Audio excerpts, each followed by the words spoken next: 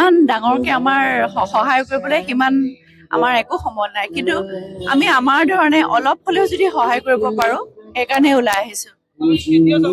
সামগ্ৰী নহয়, আমি যিমান পাৰো পইচা যি উঠে পইচা তেওঁলোকক গোট কৰোঁ, সেয়াই প্ৰয়োজন। আমি কথা পাতিছিলো টিয়কত শিৱসাগৰত, তেওঁলোকে কৈছে যে আমাক আচলতে পইচাৰ প্ৰয়োজন ঘৰ চৰ বনাবলৈ। গতিকে আমি কাইলৈ ওলাম ৰাতিপুৱা, কাইলৈ নগাঁও, কলিয়াবৰ, জখলাবন্ধ য'ত য'ত পাৰো তেনেকৈ গান গাই যি পইচা উঠে সেয়া পইচা আমি দিমগে। মানে ৰাস্তাৰ পৰাই যাম, আমাৰ যিমান উঠে আমি যিমান আমাৰ সামৰ্থ্য অনুযায়ী ক্ষুদ্ৰ যি উঠে আৰু সেইখিনি আমি দিবলৈ প্ৰয়াস কৰিম সকলোকে, খুব চিনচিয়াৰলি আৰু খুব আন্তৰিকতাৰে।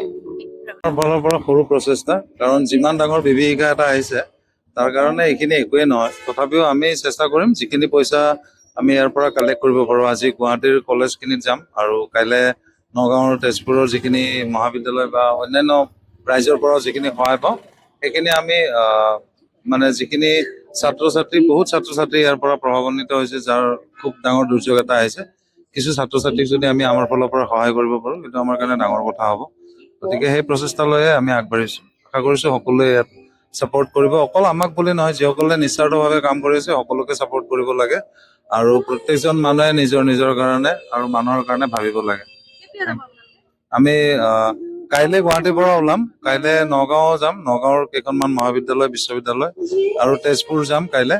আৰু কাইলৈ ৰাতিয়ে আমি তাৰ পৰা শিৱসাগৰলৈকে ওলাম আৰু পৰহি শিৱসাগৰত আমি মানে বানাক্ৰান্ত ৰাইজৰ ওচৰলৈ যাম আৰু তেখেতসকলক যিখিনি পাৰোঁ আমাৰ ফালৰ পৰা সহায় কৰিম আৰু পৰহি গধূলি ঘূৰি আহিম।